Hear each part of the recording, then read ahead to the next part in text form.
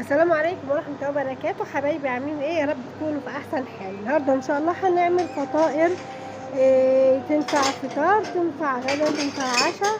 فطائر حلوة كده ولذيذة وخفيفة، حاجة كده اهوت يعني حاجة خيال كده اهوت، حاجة طعمها في منتهى الجمال. هنعملها مع بعض ان شاء الله. بس قبل كده اهوت نسمي الله، بسم الله الرحمن الرحيم، ونصلي على رسول الله. اللهم صل وسلم وبارك على سيدنا محمد وعلى اله وصحبه اجمعين. لو عجبكم الفيديو بعد ما تتفرجوا عليه يا ريت تعملوا لي لايك واشتركي في القناه لو مش مشتركه، وفعلي زر الجرس وصلك مني كل جديد. اولا ان شاء الله ده كيلو الا ربع من الدقيق. هنجيب كيلو الا ربع من الدقيق، هنحط في كوبايه كده اهوت. اجيب كوبايه ميه نحط فيها معلقه خميره كبيره ومعلقتين من السكر او معلقه سكر. الفطاير دي تنفع حلوه وتنفع حادقه. النهارده هنعملها حادق، والمره التانيه ان شاء الله هنعملها حلو. هنقلب السكر والخميره مع بعض. لو انت مش متاكده من الخميره بتاعتك سيبيها لما تتفاعل. متاكده خلاص نزليها على طول زي ما انا عملت كده. نزلت كوبايه الميه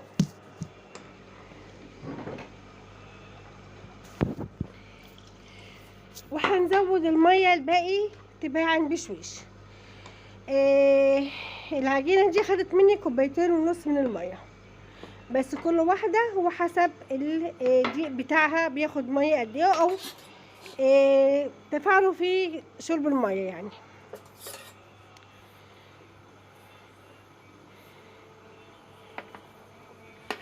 هنعجن العجينه وعايزه تتعجن كويس، وزي كل مره ما بقول وانا بعمل اي حاجه عجين، الرخامه انضف حاجه، لو احسن حاجه لو ما عندكيش عجين.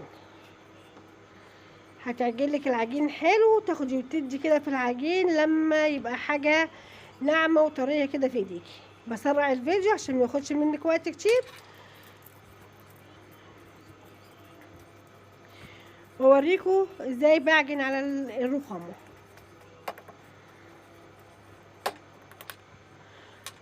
كل ما تحس ان العجينه يعني مش لينه كفايه هتحطي لها حبه ميه وتعجني لغايه لما تبقى العجينه لينه مش بتلزق في الايد، وحلوه لينه كده في ايديكي مش ناشفه.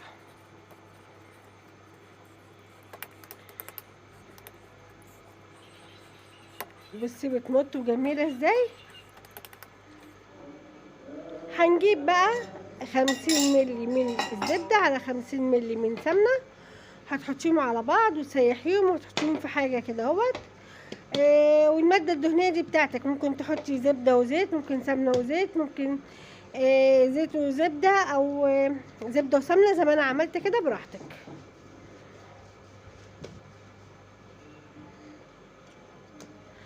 هنقسم العجين الى قطع صغيره كده اهوت، زي مثلا ايه، زي الليمونه الكبيره شويه او زي البضايه كده اهوت.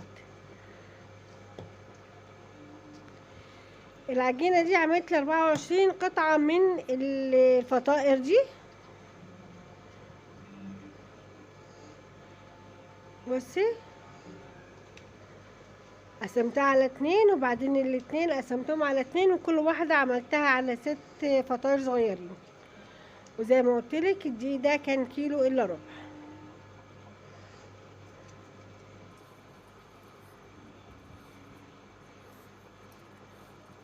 حاولوا يبقوا كلهم قد بعض عشان ياخدوا سوا واحد.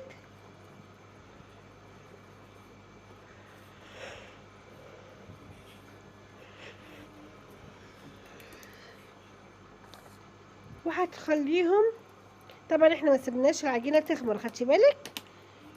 احنا كده اهوت عجناها على طول، وبعد ما عجناها على طول حطيناها في السمنه بالشكل ده.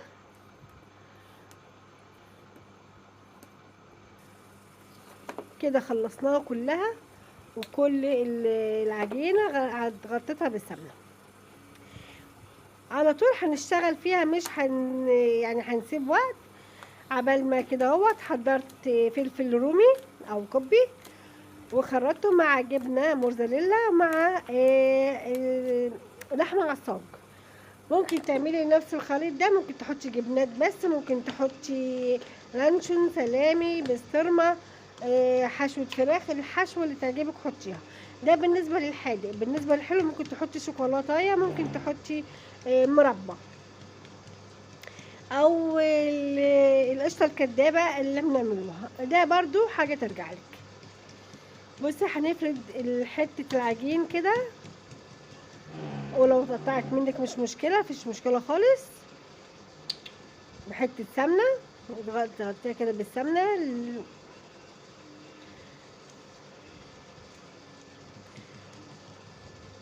وهتقلبيها.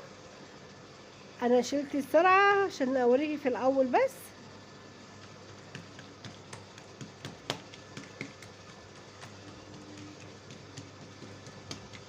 كده هنحط الحشو، طريقه بسيطه جدا وسهله، ولو مبتدئه هتعرفي تعمليها.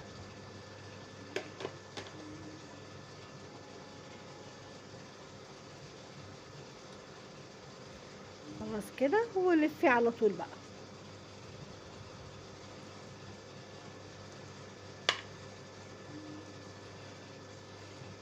حلاوه المعجنات دي اللي ممكن تعملي منها كميه كبيره وتحطيها في الفريزر، هتتشال معاكي في الفريزر، وهتبقى تطلعي السخانيه تبقى كانك لسه عاملاها دلوقتي.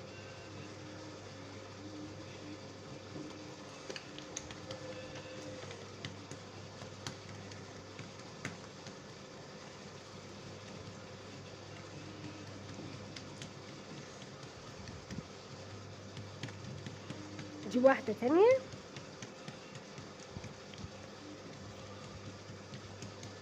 هعملها واوريها لكم.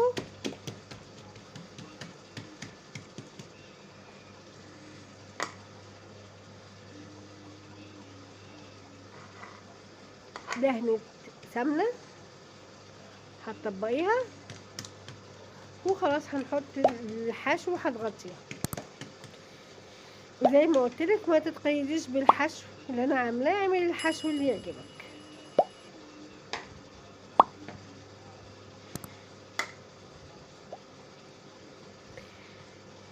بس هتحطي لحمه او فراخ لازم تكون مستويه، عشان خاطر ما بتاخدش وقت، ولازم تستوى كويس عشان ما بتاخدش وقت في الفرن.